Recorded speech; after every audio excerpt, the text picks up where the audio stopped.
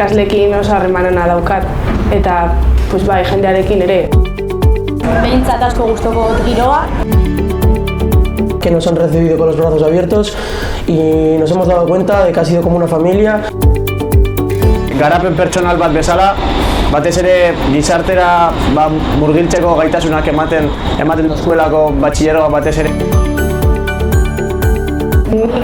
Berria naiz eskola honetan, eta hasieran beldurtu eta apur bat nengoen, baina gero egunak pasa, oso eroso sentitzen naiz hemen, lagunak egin ditut, eta ikasketak apur bat gogorragoak dira, baina ez hainbeste. Irakasleekin daukazu nola harremana da pixka bat baina nola gertuago, eta hori nabaritzen da. Etapa oso ezberdin bat, zeren eta unibertsitaterako etapa da, eta orain naiz eta oso zaila izan polita da lagunekin egotea eta, ez dakit. Urduritasun askorekin. Hori bai, urduritasun igartzen direz, baina uste eta azkeneko pausoa eta aurre egiten dugu esfortzu apur bategaz. Gogoekin bai, hori beti. Betianik egon naiz ikastetxe honetan eta asko nabaritzen da irakasleekin dagoen giroa eta baita lagunekin ere.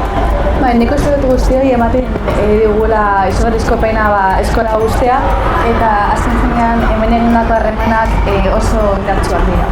Hemos estado siempre rodeados de gente encantadora que nos han enseñado a estudiar, a socializar, a sentirse a gusto.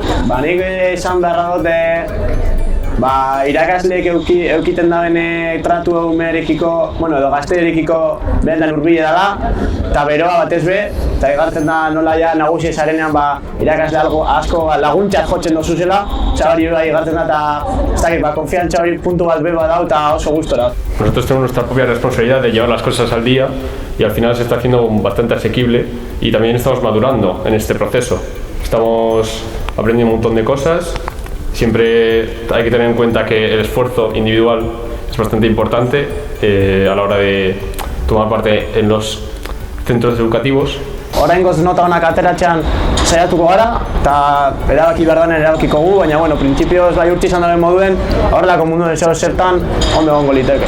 Medikuntza ikasi nahi dutenek bai dute presio hori eta oso zaila egiten zaie beti nota onak ateratzea, baina besteentzat ez da hain zaila. Yo quiero hacer medicina y además cine.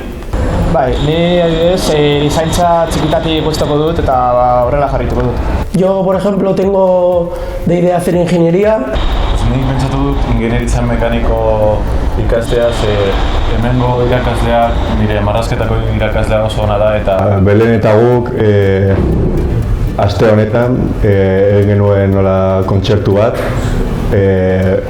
kurso batzuei. Artes Blayerako egiten da hemen aste bat da artearen astea, eta ekintza desberdinak egiten dira eta lan eta biok pianoa jo genuen gure klasetarako.